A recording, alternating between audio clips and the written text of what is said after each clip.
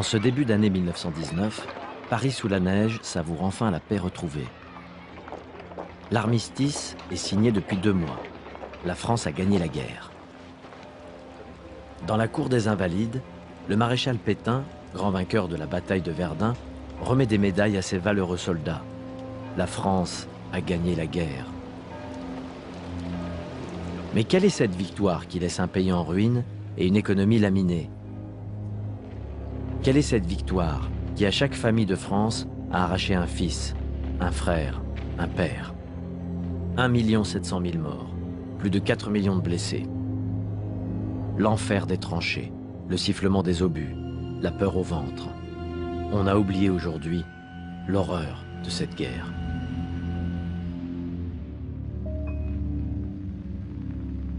Et parmi les survivants, il y a tous ceux mutilés, gazés, traumatisés, qui jamais ne reprendront une vie normale.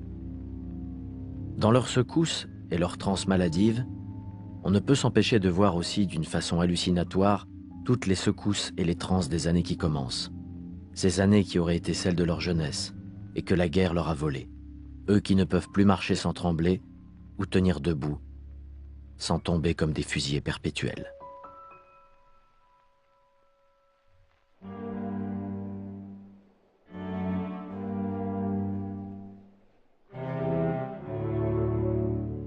Au seuil des années 1920, il est impossible d'ignorer l'effroyable réalité de cette guerre qui a laissé un pays déchiré entre le désir de se reconstruire et le souvenir qu'on doit aux morts.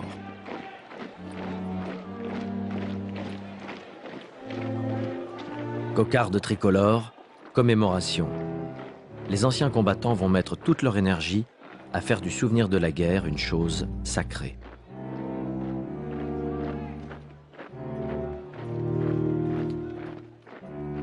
Le 11 novembre 1920, le soldat inconnu est inhumé sous l'Arc de Triomphe.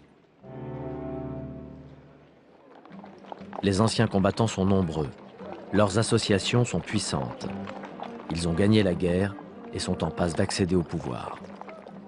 En 1920, c'est le Bloc national, la coalition de la droite et du centre, qui remporte les élections. Les anciens combattants y sont tellement représentés que la Chambre des députés est baptisée Chambre bleu horizon, de la couleur des uniformes de la glorieuse armée française. Ces hommes sont déterminés à faire des années 1920 des années de deuil. Que ceux déjà qui m'en veulent se représentent ce que fut la guerre pour tant de jeunes garçons, 4 ans de grandes vacances. Ainsi commence Le Diable au corps, premier roman d'un jeune prodige de 17 ans, Raymond Radiguet. La guerre, des grandes vacances? L'un des premiers scandales de l'après-guerre éclate dans le monde des lettres. Le Diable au corps se déroule à l'arrière, loin du vacarme de la guerre, et raconte la liaison passionnée entre un jeune homme et la femme d'un soldat combattant sur le front. C'est un sacrilège, une insulte à la nation tout entière. Pour l'opinion, l'offense est d'autant plus grave que, selon la rumeur, l'histoire serait largement autobiographique. Est-ce ma faute si j'eus 12 ans quelques mois avant la déclaration de guerre, écrit le narrateur. On le dit immoral, on le dit inconscient, mais on lui reconnaît un talent immense. Il n'aura guère le temps, hélas, de goûter aux délices du succès. Peu après la sortie de son roman, le jeune auteur tombe gravement malade. Il meurt le 12 décembre 1923.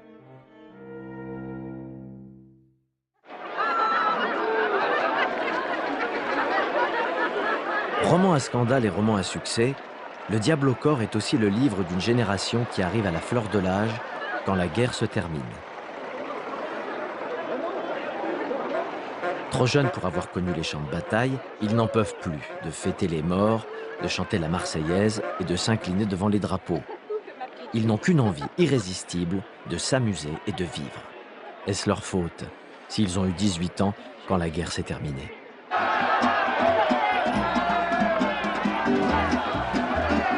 S'amuser, vivre. En boitant le pas à cette jeunesse déchaînée, les Parisiens se lancent dans une course folle. Pour oublier la guerre, pour oublier la mort. Pour échapper enfin à ce deuil interminable.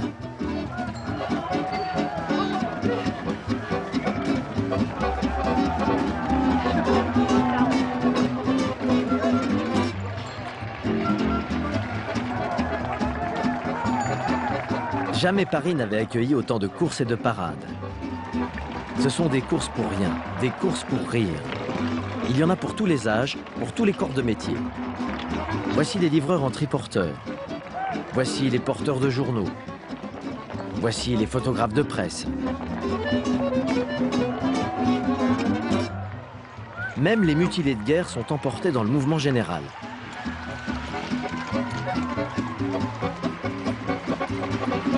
Certaines compétitions ont survécu bien au-delà de ces années folles, comme la fameuse course des garçons de café, dont le vainqueur doit arriver le premier sans renverser une goutte de son précieux chargement.